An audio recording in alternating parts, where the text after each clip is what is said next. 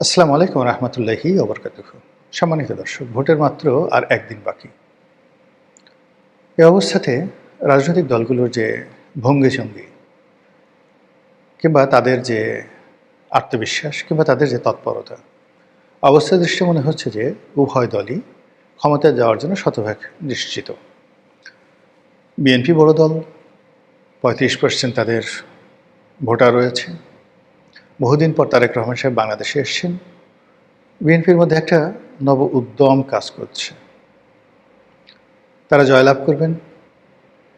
তাদের জনপ্রিয় যারা সকল নেতা রয়েছেন, শীর্ষ নেতৃবৃন্দ রয়েছেন, তারা মন্ত্রী হবেন, দেশ পরিচালনা করবেন, এটাই স্বাভাবিক এবং সেটা নিয়ে কারো কোনো মাথা ব্যথা নেই। কিন্তু আতঙ্ক শুরু হয়েছে জামাতকে নিয়ে। আমরা দীর্ঘদিন ধরে বলার চেষ্টা করছি যে জামাত বাংলাদেশে কত 5 to 7% তাদের জনপ্রিয়তা রয়েছে। একটা সময় যখন আমি নয়া দিগন্তে লিখতাম, তো তখন প্রায় আমি মাঝে মধ্যে বলতাম যে জামাতের হয়তো জনপ্রিয়তা 10% to 12%। বিশ্বাস করেন, বিএনপি এবং আওয়ামী লীগের যারা লোকজন রয়েছেন তারা গালাগালি করতে করতে আমার জান শেষ করে দিয়েছে। আবার এখন যখন আমি বলছি যে 5 থেকে 7%, তখন জামাতের লোক আবার গালাগালি করছেন, যে যারা ভদ্র, দীর্ঘদিন ধরে আমাকে ভালো জানেন, তারা খুব বিনয়ের সঙ্গে বলছেন যে রনি ভাই, আপনি জানেন না জামাত এখন কম করে হলে 30% তাদের জনপ্রিয়তা রয়েছে, আপনি আসল খবর রাখেন না। তো এই যে একটি অবস্থা, সেই অবস্থার মধ্যে ধরুন 30% বা ধরুন 5%, 7%, 10%, হোয়াট এভার মেবি, আমরা এই যে গত 2 মাস ধরে যদি ধরি, নির্বাচনের তফসিল ঘোষণার আগ পর্যন্ত জামাতকে আমরা যেভাবে মূল্যায়ন করছি, আমরা মনে করছি যে তারা এই যে শেখ হাসিনার পতনের জন্য যে ম্যাটিকুলাস ডিজাইন, সেই ডিজাইনের মাস্টার মাইন্ড। আমরা মনে করেছি যে ডক্টর মোহাম্মদ ইউনূসের পেছনে থেকে তাকে যারা চালাচ্ছেন তারা জামাত। আমরা মনে প্রাণে বিশ্বাস করি এবং বিশ্বাস করেছি, এখানে এনসিপি, ইনকলাব মঞ্চ থেকে শুরু করে অন্য যে সকল প্রতিষ্ঠানের নাম আমরা শুনতে পেয়েছি বা পাচ্ছি, এগুলো মূলত জামাতের A team, B team, C team, এবং এটা এখন প্রমাণিত।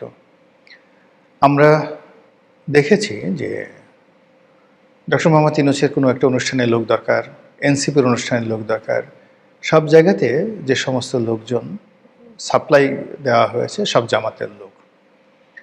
আমরা দেখেছি ক্যাবিনেট সচিব, সংস্থাপন সচিব, বড় বড় ডিসি, গুরুত্বপূর্ণ বিভাগীয় কমিশনার, সচিবালয়ের বড় কর্তা, বিভিন্ন বিশ্ববিদ্যালয়ের ভাইস চ্যান্সেলর থেকে শুরু করে একেবারে সর্বশেষ বিশ্ববিদ্যালয়ের ছাত্র সংসদে জামায়াত ইসলামীর ছাত্র সংগঠন ইসলামী ছাত্র শিবিরের নিরঙ্কুশ বিজয় আমাদেরকে এই দলটি সম্পর্কে রীতিমতো আতঙ্কগ্রস্ত করে তুলেছে। এখন আমাদের মধ্যে ভয় হলো এই দল সব পারে, দে ক্যান ডু এভরিথিং। গত 1 মাস ধরে আমরা দেখছি যে আমেরিকার রাষ্ট্রদূত জামাতের পিছনে ঘুরছে, ইউ রাষ্ট্রদূত বা রাষ্ট্রদূতের যে সংগঠন তারা জামাতের পিছিয়ে পিছিয়ে ঘুরছে। ব্রিটিশ রাষ্ট্রদূত সারা কুক তিনি খুব দৌড়দৌড়ি করছেন, বাংলাদেশে যাচ্ছেন, দিল্লিতে যাচ্ছেন, এবং ইংল্যান্ড নীতিগতভাবে জামাতকে সমর্থন করতে যাচ্ছে। বাংলাদেশের অনেকগুলো ভদ্র মহিলা সাংবাদিক রয়েছেন, তার মধ্যে শীর্ষ 4 জন মহিলা সাংবাদিকের সঙ্গে আমেরিকান একজন কূটনীতিবিদদের যে বৈঠক, সেই বৈঠকের যে অডিও বার্তা এটা লিক হয়ে গেছে। সেখানে তারা স্পষ্ট করে আমেরিকা বলার চেষ্টা করছেন যে জামাতকে তারা বন্ধু হিসেবে পেতে চায় এবং জামাতের সঙ্গে কাজ করতে তাদের কোনো আপত্তি নাই, জামাত একটি মডারেট দল, ব্যাস। এই যে গত কয়েক মাসে জামাত নিয়ে যা কিছু হচ্ছে তার উপর এই ঘটনাগুলো রীতিমতো একটা মানে সুপার ডিগ্রি হিসেবে কাজ করছে, রুটোবার হিসেবে কাজ করছে। জামাতের শক্তিমত্তা যা না আছে তার সাথে আমরা 100 গুণ বাড়িয়ে দিয়েছি। আমরা মনে করছি যে আমাদের হাতে প্রচুর অস্ত্র আছে, আমরা মনে করছি তাদের সামরিক প্রশিক্ষণ আছে, আমরা মনে করছি তাদের অঢেল অর্থ আছে, আমরা মনে করছি তাদের সঙ্গে তুরস্ক, পাকিস্তান সবার সঙ্গে সম্পর্ক আছে। আমরা মনে করছি তারা যেভাবে একটি ম্যাটিকুলাস ডিজাইন করে গুপ্ত সুপ্ত হয়ে আওয়ামী লীগের মধ্যে যেভাবে তারা লুকিয়েছিলেন, আওয়ামী লীগের বাপও টের পায়নি, মাও টের পাননি, এবং আওয়ামী লীগে ধীরে ধীরে ধীরে ধীরে একেবারে ক্যান্সারের মতো, ক্যান্সার যেভাবে মানে একটা মানুষের শরীরে সব কিছু চুষে খায়, ঠিক সেইভাবে আওয়ামী লীগকে একেবারে ফানুস বানিয়ে ছেড়ে দিয়েছে। এবং আওয়ামী লীগের পরবর্তী যে পতন হয়েছে, আওয়ামী লীগ এটা ঢোক চিপার সময় পাননি। নির্বাচনের শেষ 7টি দিনে জামাত যে পারঙ্গমতা দেখিয়েছে, যে শক্তিমত্তা দেখিয়েছে, যে কৌশল দেখিয়েছে, এবং যেভাবে আন্দোলনকে তাদের অনুকূলে রেখেছে, এবং যেভাবে প্রতিটি রাষ্ট্রীয় বাহিনীকে হতোদ্যম করে ছেড়ে দিয়েছে। শেখ হাসিনার পুলিশ সাদ্দাম হোসেনের রিপাবলিকান গার্ডের চাইতেও শক্তিশালী হয়ে পড়েছিল।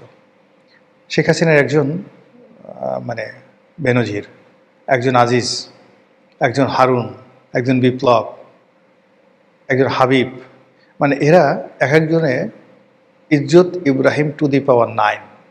আপনারা কি জানেন ইজ্জত ইব্রাহিম কে ছিলেন? ইজ্জত ইব্রাহিম ছিলেন সাদ্দাম হোসেনের সৎ ভাই।